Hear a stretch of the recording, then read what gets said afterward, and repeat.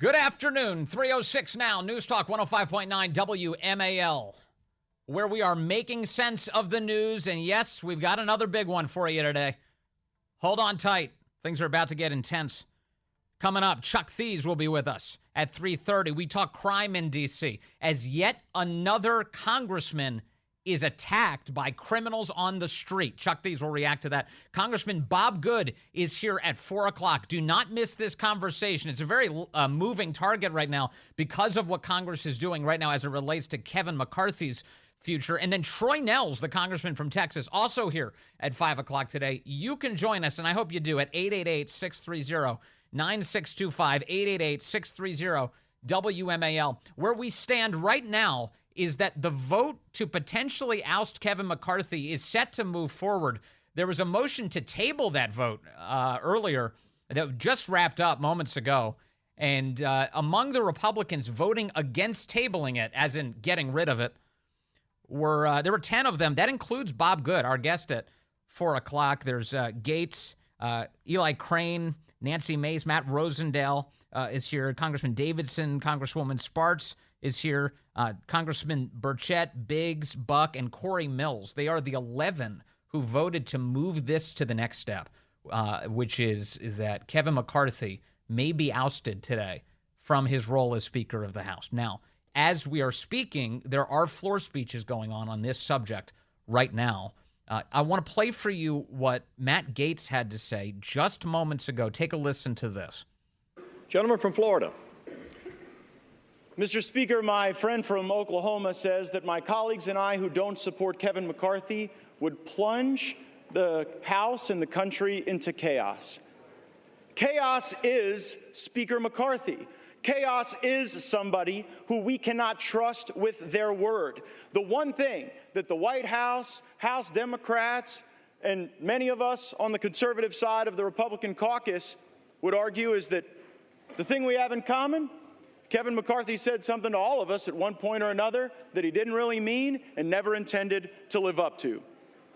I don't think voting against Kevin McCarthy is chaos. I think $33 trillion in debt is chaos. I think that facing a $2.2 trillion annual deficit is chaos. I think that not passing single subject spending bills is chaos. I think the fact that we have been governed in this country since the mid-90s by continuing resolution and omnibus is chaos. And the way to liberate ourselves from that is a series of reforms to this body that I would hope would outlast Speaker McCarthy's time here, would outlast my time here, and would outlast either of our majorities. Reforms that I have heard some of the most conservative members of this body fight for, and some of the reforms that we've been battling for that I've even heard those in the Democrat caucus say would be worthy and helpful to the House, like open amendments, like understanding what the budget is. We have been out of compliance with budget laws for most of my life, most of many of your lives. And by the way, if we did those things,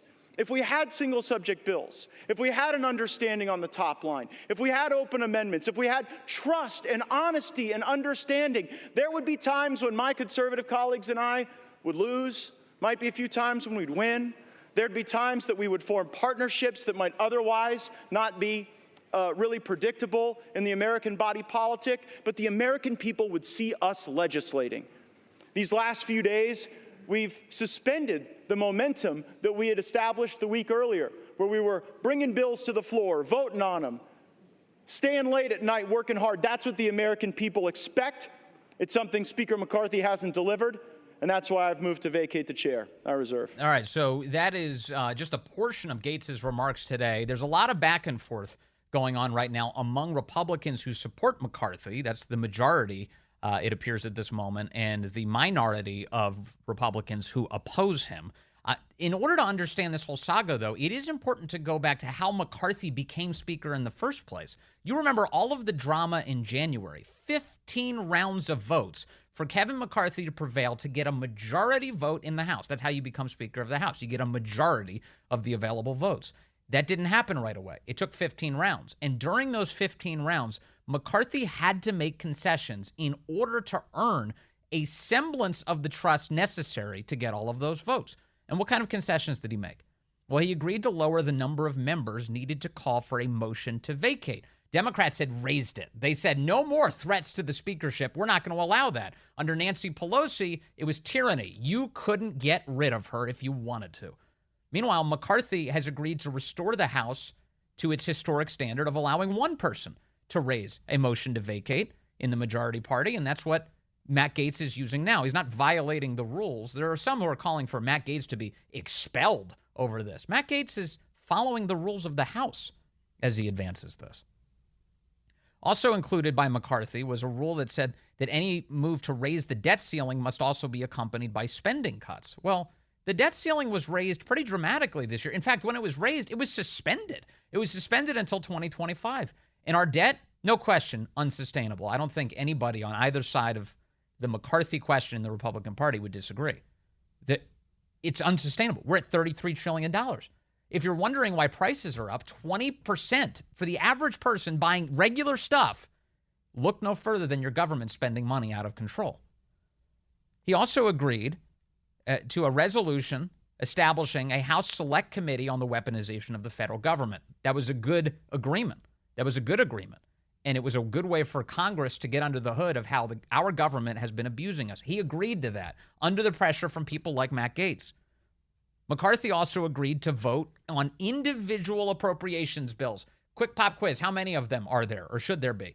A dozen. 12 appropriation bills instead of the omnibus spending bills that we get leading up to Christmas or leading up to New Year's every year.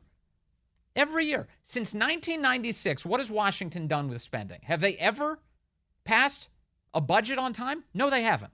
It has always been kicking up the debt ceiling, extended continuing resolutions, omnibus spending packages. And what's the effect of that high-pressure situation? Lobbyists and D.C. insiders get away with murder. They enrich themselves and they screw you, don't they? Every time. And then what happens when we come out of those spending cycles? Everybody's ticked off. Where were you last year? What happened at the end of the year last year? You were royally ticked off at the way Washington executed another spending spree, not with the consent of the governed, not with any consideration of what was in the spending bills. Things were slammed through before anybody had a time to read them, and that's by design. So only the people with the most power have access to the author to author the bills, and the people with the least power, the American people, random members of Congress, they don't get to be a part of the process. One of the other things McCarthy agreed to was 72 hours to review bills. And boy, if it's going to be a bill that has any consequence, spending bills, 72 hours. Last week, he introduced a number of bills, and Republicans are saying we didn't even have 72 hours to consider them. Well, that's a violation of his promises, isn't it? He also said he would reinstate the Holman Rule that lets lawmakers amend appropriations legislation and reduce the salary of government officials. I'd like to see more of that. Let's cut some government official salaries, especially the ones who are abusing the American people. That's the least we can do. And he also included in the rules package votes on bills relating to key sticking points for conservative lawmakers. That included border security and abortion, among other areas. Right now, the Biden administration has never funded more abortions in American history. They're now using Pentagon funding to do that very thing, in violation of the law. So McCarthy, the truth is McCarthy's been kind of a mixed bag, hasn't he? McCarthy's done some good things. The Weaponization Committee, good. Empowering the committees to dig into the Biden family's crime wave, good. The move to an impeachment inquiry for Joe Biden, yeah, just fine. But I think the other committees seem to be doing that job. But if you want to call it an impeachment inquiry, that's fine with me. But on the spending thing, he hasn't delivered. That's just true. Now, what do you do about that? Do you get into a fight where you say, okay, let's bring about the motion to vacate? So for Matt Gaetz, he says, yeah, you have to, because if you don't, if you just roll over, then what was the point of getting that motion to vacate in the first place down to one man? What was the point of getting him to make these concessions on spending in the first place? There's been a tremendous amount of attention paid to this on the personality level. We get kind of the tabloid level coverage of all of this. Gaetz doesn't like McCarthy. McCarthy doesn't like Gaetz. That's what this is. And that is, I think, deeply shallow coverage. In fact, I'm confident of it. Now, it may very well be that there are personalities. There's a personality conflict here. It seems like there is on some level. But also, you have to at least listen to the complaints here. Matt Gaetz last night had this to say. Listen to this piece of audio. This is him standing on the steps of the Capitol last night after moving ahead with this motion to vacate. And here's what he had to say about Kevin McCarthy. If you were to move forward, if there were to be any kind of agreement, what would that look like and what would you need to see from the Speaker at this moment? I think the die is cast based on the motion I just filed. I think the time for that discussion would have been over the last several weeks, but instead we saw the Speaker continuing to, the Speaker did not just fail to remediate the breach of the agreement he made with us in January, he accelerated the instances of breach. Like, after I laid out the breach, he went and violated the 72-hour rule. After I laid out the breach, he violated the $100 million no amendment suspension rule. So he seems to be reverting to the very unfortunate muscle memory of Washington, D.C. that has put our nation atop a $33 trillion debt, that has led to $2 trillion annual deficits in our near future, and the rapid global de-dollarization of the economy. When you look at the BRICS system, Brazil, Russia, India, China, South Africa, they're moving away from the dollar. And just in August, they added 6 new countries, including G20 economies in the Western Hemisphere and Gulf monarchies. Moreover, you saw U.S. News say that the #1 economic trend of 2023 is de-dollarization globally. This worries me. You all get all worked up that there's going to be some uncomfortable, chaotic moment, that I'll feel pressure from conservatives or Democrats or whomever. I feel the judgment of history. I feel the weight of that. I worry that when the history books are written about this country going down, that my name is going to be on the board of directors here. And if this country's going down, and if we're losing the dollar, I am going down fighting. And I don't care if that means fighting Republicans, Democrats, the Uniparty, the leadership, the PACs, the lobbyists. I've had it. I've been here 7 years. We don't have a budget. We haven't had one since the mid-90s. I am through with it.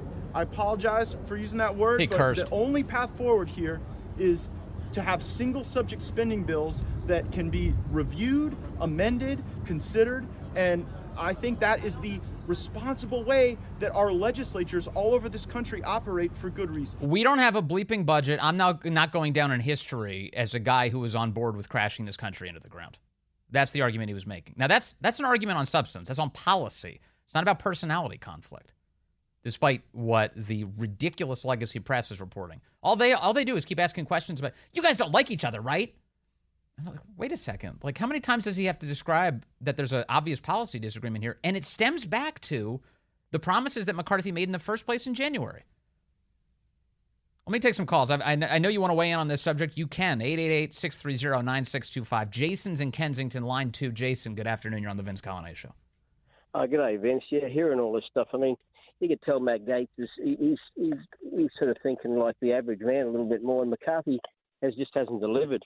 And the only way these guys find out if they're doing the bad job is they get fired. And, just like people in the private sector, if you don't perform, you get voted out. And it just seems like McCarthy's just kind of going along with business as usual. But, Jason, how hard is it? I mean, I'm agreeing with you, but how hard is it for McCarthy and these Republicans to present 12 spending bills before September? It's the entire calendar. It's just you've got 9 months to do it. Why can't you do it in 9 months? Why do you fail to reach that obvious goal? Yeah, because it seems like they purposely do. I mean, they just purposely drag stuff. I mean, if these people happen to work in the private sector, I mean, they would fail. I mean, they would absolutely fail. I mean, if government actually decided to work like us, we might get something done. I mean, the average Joe Blow's looking at these guys and saying they're a joke, and they are. Jason, thank you. I appreciate the sentiment in the call today. I agree with what you're saying here. I think that you have to have some consequences here if you fail the American people, and there's a basic obligations here, including do your job, as Jason said. Let me take Keith in Vienna real fast here. Line 1, Keith, you're on the Vince Coglianese Show. So what's that empty suit Matt Gaetz going to do now? What's the plan? There is no plan. This guy, Mark Levin had a perfect word for these guys, kamikaze Republicans. I mean, so what's his plan? What's he want? He's never come out. He's never said. All of your objections are legitimate. I mean, I'm a big deficit hawk, but you also got to deal with reality. He negotiated a substantial cut, McCarthy did. He's the most conservative speaker we've ever had. If Gaetz screws this up, all our committees are doing all this investigation, Judicial Committee, Oversight Committee, you can kiss those goodbye. Why do you think that? So this guy thinks he's a patriot. He's a Benedict Arnold. Keith, why do you think that, though? Why would the investigations go away? Who's going to be running the House? Who do you think, though? I mean, do you think Hakeem Jeffries is really going to become Speaker of the House? He's talked about he doesn't want to be Speaker of the House. He's not going to get the votes. He talked about Steve. No. I said, do you really think that somebody like Hakeem Jeffries becomes Speaker? There's some people who are saying that, oh, the Democrats are going to get to choose a Speaker. That's ridiculous. That's not going to happen under any circumstance. Who's going to be Speaker? So he is raised to Scalise, as you noted. Out there that's going to get the votes. Well, they're going to have somebody at some point, and this is entirely up to Republicans, Keith. And ever. They got nobody who wants to. Jim Jordan doesn't want to run. Steve Scalise doesn't want to run. Nobody wants to run. Mm-hmm. So when you said that he doesn't have a case here, when you said he doesn't have a plan here, he did vocalize his objections, and you agree with the objections that he's raised. He doesn't have a plan for going forward. He's vocalizing his objections. Great. But what's his plan? What's he going to do? What's he want? He's never stated that. He wants a speaker. I've been listening to Levin about this. I've been listening to Shapiro about this. Yeah. I don't always agree, but they're dead on about this. This guy's insane. And Andy Biggs, he was the only Republican in the Arizona Senate to stop Convention of the States. All of a sudden, he's a freshman here in Congress. He's getting all this airtime. What has he done to deserve that? Yeah, I disagree with him on Convention of States, and we've talked about that on the air. That shows you what his character is like. That shows you what he's really about. Either he's completely ignorant about what the Convention of the States is, or he's got something personal going on. Well, I got to say, though, the objections that Gaetz is raising and some of these others, they're totally legitimate. And if you come on, they're not legitimate. And if you hold on, Keith, let me just make my point. Keith, we got to talk. So when he became Speaker of the House, he did it under this condition. And then if he failed to fulfill the promises that he made, a single motion to vacate would be in play. And that's where we are now. So what are these guys supposed to do? $33 trillion in debt actually matters. The fact that 20% of all of our government expenditures are on interest service payments is insane. The plan that McCarthy put in was an 8% cut. What are these guys going to get? No, it's garbage. Keith, he was supposed to pass 12 spending bills, not a continuing resolution. And that CR, the one you're talking about, Keith, stay with me for a second. That CR you're talking about was not going to pass the Senate, not going to pass the White House. The whole thing was a scam. It was never going to pass either of those places. The whole thing was to put the Democrats on the ropes. And then they got to come out and defend it. Yeah, just pass bills on time. It was supposed to put McConnell into a knot. All right. Your point is well taken. It's not going to be passed. But here's the thing, okay? I have no idea what kind of bill Gaetz wants that's going to get passed. He wants 12 spending bills to be passed on time. I'm not arguing with that, but it's not going to get done in the next 30 days. Okay. All right, Keith, we got to run. I appreciate that, and I'm glad I took your call because you are vocalizing what a lot of Vince. I don't know who's right or wrong. I have a lot of respect for Mark Levin, and he doesn't think Gaetz is sincere. But my question is this: I'm so sick and tired of people saying this is what we got. Yeah. What are we going to do? Keep on doing what we've been doing? These CRs are killing our country. Yeah. They don't have to put their name on anything. I totally agree. They've been using it for 20 years. I totally agree, Kevin. And you know what? Look, there are people who I know and love all over the place who disagree with me on this. And that's totally fine. I don't mind that. We all want the same outcome. We want a better country. I just think that if you make a promise, you should keep it. And if you don't, there should be a consequence. And these are people's lives. It's not fake. This is very real. It matters a great deal. Speaking of that, crime in D.C., out of control. Chuck Thies up next. Hey, good afternoon to you. 3:36 here, News Talk 105.9 WMAL, where we're making sense of the news. Coming up, 4 o'clock, Congressman Bob Good joins us from Virginia. He appears to be destined to vote against Kevin McCarthy today. And we'll chat with him about that again. This is a very fluid situation because the votes are set to take place imminently on the House floor. So we'll see if he is available for us. But again, likely to be here. He's scheduled for 4 o'clock. 5 o'clock, Congressman Troy Nehls. The same stipulations apply there. And you can join us at 888-630-9625, 888-630-WMAL. Yet another member of Congress was attacked in Washington, D.C. this week. Democrat Texas Representative Henry Cuellar was carjacked this week in Navy Yard at gunpoint. Three 3 men took off with his car. Law enforcement has since recovered it. Cuellar spoke to reporters today and said that he was just coming into his place and 3 guys came out of nowhere and they pointed guns at me. The city is like truly out of control at this point. I'm going to play some of this audio. Here's Henry Cuellar describing what happened to him this week. Can you tell us what happened and how you found out? Yeah, I was just coming into my place. 3 guys came out of nowhere and they pointed guns at me. I do have a black belt, but I recognize when you got three guns. I looked at one with a gun, another with a gun, and one behind me. So they said they wanted my car. I said, sure, you got to keep calm in those situations. And then they took off. They recovered the car. They recovered everything. What really got me upset was they took my sushi. But anyway, that's something else. And they did recover the sushi after all. It's weird for him to tell a joke in that moment. Maybe that's just a coping mechanism for having had a couple of guns pointed in his face. But when I hear that, I read like, wait a second, like how about a little bit more anger at the mismanagement of this city, the destruction of this great city, and the fact that crime is now proliferating to the point that members of Congress can't even go into their front door without being carjacked at gunpoint. Joining us now is Chuck Thies. He's a D.C. political expert, longtime D.C. guy. He's a media advocacy and policy consultant as well. Chuck, great to have you with us, sir.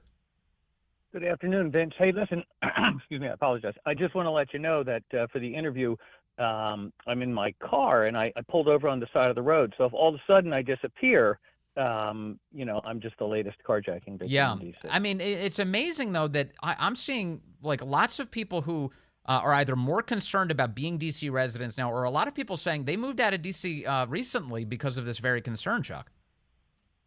Well, it's certainly a topic of conversation with my neighbors, work colleagues. Pretty much everyone I know is talking about crime. And for the first time in a long time, I've worked in politics in the city in a variety of capacities and in every neighborhood in the city. And for a long time, obviously, the lower income and primarily African-American neighborhoods have had to deal with crime, and that's not right. But the bulk of the crime was isolated to those neighborhoods. Now, people who live in posh neighborhoods or people who live, for example, at the Navy Yard, which is supposed to be an up-and-coming neighborhood. It's where our ball stadium is. It's where a bunch of new bars and restaurants are. It's where a bunch of government buildings are and other commercial establishments. People who live in that part of town, people who live in Upper Northwest, worry about getting carjacked or robbed. In fact, many people I know, in particular women, won't fill up their cars at a gas station in D.C. anymore. It's amazing. And so now you have why do you think this is happening? I mean, let's connect it to the kind of the political component of this. How much of a responsibility do our city's leaders and our nation's leaders, for that matter, have when it comes to all of this crime? Well, I think crime is primarily a local problem, and it can be dealt with locally better than nationally. Yeah. I'm not absolving federal officials and presidents, et cetera, but locally, our elected leaders, I'm using air quotes for your listening audience, leaders, bear the bulk of the responsibility because they watched as this problem worsened, and they continued to double down on the policies and laws that led to the problem worsening. As a matter of fact, and this troubles me, and everyone should know this, in the spring, the D.C. Council Chairman Phil Mendelson, the second most powerful politician in D.C., he testified in front of Congress. And when he was asked if D.C. is experiencing a crime crisis, he emphatically said no. He went on Twitter and doubled down on that denial. And in subsequent interviews, he refused to say that D.C. was having a crime crisis. Now, I've known Phil for 20 years. In fact, I managed his first reelection campaign in 2002. I know him well. I know that at that time, when Phil Mendelson said there is no crime crisis in D.C., he also knew that the juvenile murder rate had doubled. Now, if any death rate having to do with juveniles has doubled, there's necessarily a crisis. But it goes beyond that. The homicide rate in D.C. for everyone is the highest it's been in a quarter century since the awful 1990s. Yes. D.C. has fewer cops than at any time in 50 years. All of these things didn't happen overnight. All of these things were ignored by city leaders. Yeah. They own this problem 100%. Here's the audio you're referencing, Phil Mendelson earlier this year. No, this belies the common belief, and when it comes to crime, how people feel is important. But there is not a crime crisis in Washington, D.C. I've noticed this has become a pretty common refrain from the left on a host of things, including on the economy, which is like, hey, I know people feel like they're suffering, but they don't realize how good everything is. I mean, how long can you get away with making statements like that? Well, as long as your base is willing to parrot it, as long as you're preaching to the choir, I guess you can get away with it, because if your only goal is getting reelected and it's not actually saving lives or improving the lives of the living, then you can get away with it forever. Yeah. I've said this many times when it comes to these talking points, however. The first step in overcoming a problem is admitting you have a problem. As long as politicians keep saying that there's no crime crisis, they won't lift a finger to address it. And we'll be stuck with this. And by being stuck with this, innocent people are dying, and twice as many innocent children will die this year than last year. All of those homicides are avoidable. You know, sometimes there's a tipping point. You would think when a 9-year-old girl was standing in line to get ice cream and got shot and killed by a stray bullet, that would be a tipping point. Or maybe when a child in the back seat of her parents' car was murdered by a stray bullet on Mother's Day. Or maybe when 2 boys were murdered on Father's Day on the front porch of their home. Boys, children. You would think any of these things would be a tipping point. Or maybe when the juvenile homicide rate doubled. Or maybe today, but not just today, for months and months and months and months, carjackings have been going up so precipitously that as of today, there are more than twice as many carjackings on this date in 2023 than there were last year. Homicide rate the highest in 30 years, fewest cops in 50 years. If none of these things are tipping points, what is it going to take? It's not going to be a member of Congress carjacked. He's brushing it off. As a matter of fact, at the same time that the member of Congress was carjacked last night, just a few blocks away, the elected school board representative from that part of town, Ward 6, was dodging bullets when a drive-by shooting blasted a popular restaurant, The Point, which is in the shadow of Audi Field, our soccer stadium. Right. There is no safe neighborhood in D.C., period. You know, a lot of the violence we're seeing, and especially the carjackings, are at the hands of juvenile offenders, people who are under the age of 18. That, as I understand it, responsibility for prosecuting those crimes falls to the Attorney General of Washington, D.C., Brian Schwab. But it seems to me he's not living up to the job requirements, is he, Chuck? Brian's, and I know Brian, I actually spilled a beer on him accidentally at an event recently. He handled that very well. I will give him credit for that. But I reminded him it was a good thing that I don't drink sangria, because that actually stains. Hard to get out. But Brian, Attorney General Schwab's general response to juvenile crime has been, kids will be kids. And we need to remember that kids make bad decisions because their brains aren't fully formed. Okay, that's all true. But when those kids are actually costing people their lives, there needs to be some accountability. And there may need to be detention, because a lot of these kids are repeat offenders. Most of the juvenile carjackers who they've arrested recently have been involved in countless carjackings. Most of the juvenile murderers who they've arrested recently have a long list of crimes that precede the ultimate crime, murder. There needs to be accountability. And some of that accountability needs to start before we're actually getting to the point where kids are dangerous criminals. There was recently, after it was delayed, the courts demanded it was delayed, a truancy report came out. Most D.C. schools are delinquent in reporting truancy, and truancy in D.C. schools is at a 50-year high. So we're not really doing the things that a government should do to prevent crime before people become criminals. This is a very complex problem that our policymakers, our elected officials, have allowed to fester. They're aware of it. They did nothing. They pandered to activists. They spewed talking points, and they allowed young people in particular to grow up and become very dangerous people. It's an enormous disservice to these children. It's an enormous disservice to the residents who live in fear and terror. I recently saw a private poll that was conducted citywide. 60% of people in D.C. either don't feel safe or feel somewhat unsafe. Those are numbers we've not seen since the 1990s. It's just remarkable. So we talk about the lack of consequences. What about the other side? What about the kind of the social factors that are playing into this rising crime? I think of one of the big ones typically is fatherlessness. If you don't have a male father figure helping you, guide you in your life, you're a bit more rudderless and you may actually be involved in criminality. Also, especially social media. A lot of we keep hearing these reports that a lot of the guys who are doing the carjackings, these teenagers, are filming the carjacking on TikTok and then posting it for their friends. It seems like kind of a common element that we should be taking a closer look at.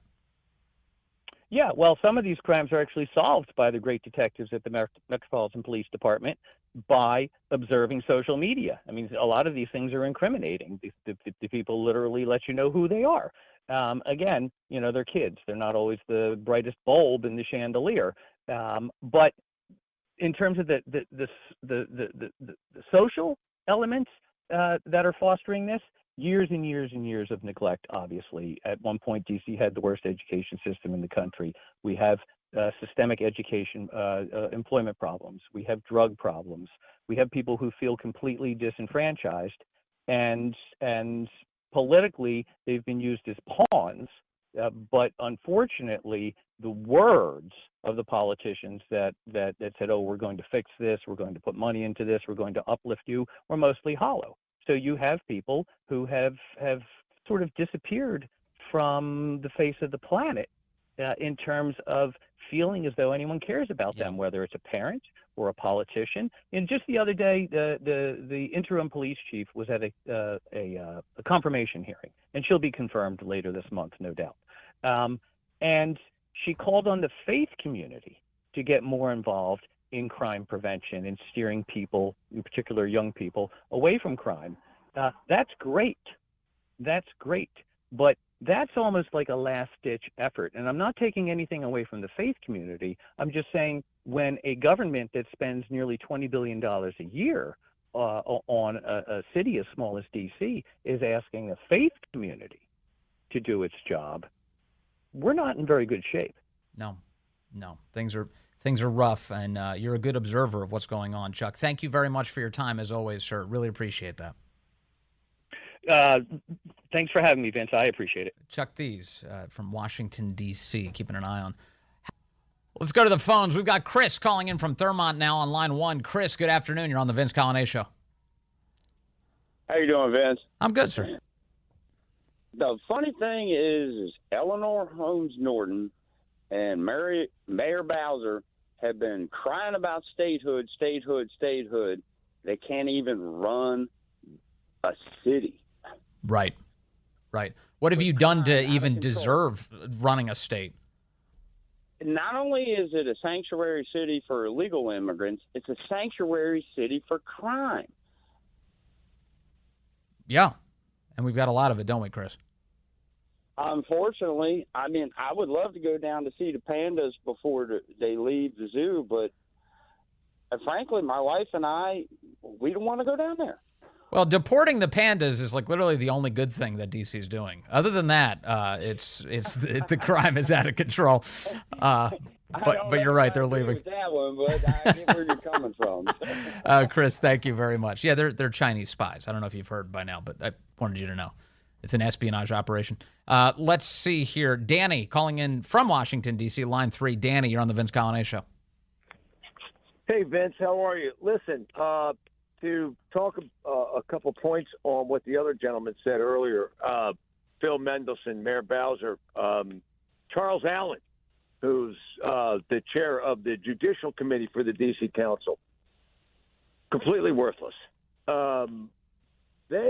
Mayor Bowser earlier this year was faced with a budget crunch where she was actually looking for $750,000 to repurpose old, broken-down, grass-infested tennis courts for pickleball in Northeast and Southeast D.C. Those people aren't worried about playing pickleball over there. No. And the thing is, D.C., if I'm not mistaken, is 730-some police officers below a federal mandate. Yeah. And why don't you throw that $750,000 toward there?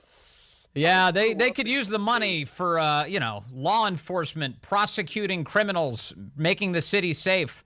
And it's hard to play pickleball with a bulletproof vest on, I'll be honest. It's 3:58.